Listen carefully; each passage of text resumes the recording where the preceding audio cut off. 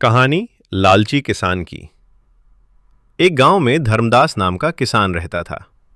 धर्मदास सुबह से शाम तक खेतों में काम करता। अच्छी फसल होती, अनाज के ढेर लगते, पर फिर भी वो कहता, इतना काफी नहीं, और चाहिए। गांव में कोई भूखा होता तो वो अनाज देने से मना कर देता। साधु संत द्वार पर आते तो कहता, मेरे पास खुद कम है।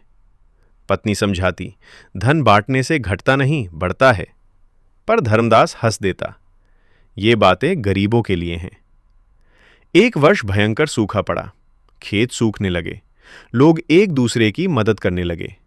पर धर्मदास ने अपने भंडार पर ताला जड़ दिया। एक बूढ़ी मां रोती हुई आई, बेटा थोड़ा अनाज दे दे। धर्मदास ने दरवाजा बंद कर लिया। उसी रात उसके सपने में एक दिव्य स्वर गूंजा, लालच अंधा कर देता है। धर्मदास वो घबरा कर उठा, पर लालच ने फिर मन को जकड़ लिया। एक दिन गांव में एक साधु आए, तेजस्वी मुख, शांत आंखें। उन्होंने धर्मदास से कहा, दान करोगे तो संकट कटेगा। धर्मदास बोला, पहले मेरा भंडार भरे, फिर दान करूंगा। साधु मुस्कुराए, भंडार मन का खाली है, अनाज का नहीं। ये कहकर वे चले गए। रात को एक यात्री आया, भूखा थका हुआ। राम राम किसान भाई, थोड़ा भोजन मिल जाएगा? धर्मदास चिल्लाया, ये धर्मशाला नहीं। तभी यात्री की आंखों में अजीब सी चमक आई। याद रखना, जो आज दे सकता था वही कल पाएगा। धर्मदास को अजीब लगा, पर वो अनदेखा कर गया। अगले ही दिन उसके भंडार में आग लग गई।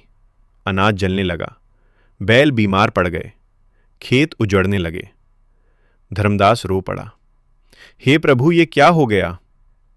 पत्नी बोली, शायद ही हमारे कर्मों का फल है। उसी रात वही यात्री फिर आया। अब वो दिव्य रूप में था, धनुष बाण धारण किए। धर्मदास कांप उठा, आप कौन? करुण स्वर गूंजा, मैं वही हूं जिसे तुमने द्वार से लौटा दिया। राम। धर्मदास भूमि पर गिर पड़ा, प्रभु मुझसे भूल हो गई। राम बोले, लालच मनुष्य को धर्म से दूर कर देता है। जो बांटता है वही पाता है। धर्मदास की आंखों से आंसू बहने लगे। प्रभु मुझे क्षमा कर दीजिए। राम ने हाथ उठाया, क्षमा तभी सार्थक है जब परिवर्तन हो। अगले दिन धर्मदास ने अपने भंडार खोल दिए। अनाज बांटा, भूखों को खिलाया, साधुओं की सेवा की। गांव में खुशहाली लौट आई। वर्षा हुई, खेत लहलहा उठे। धर्मदास बोला, आज समझ आया असली धन क्या है।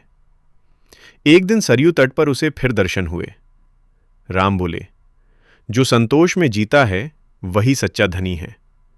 कहकर प्रभु अंतर्ध्यान हो गए।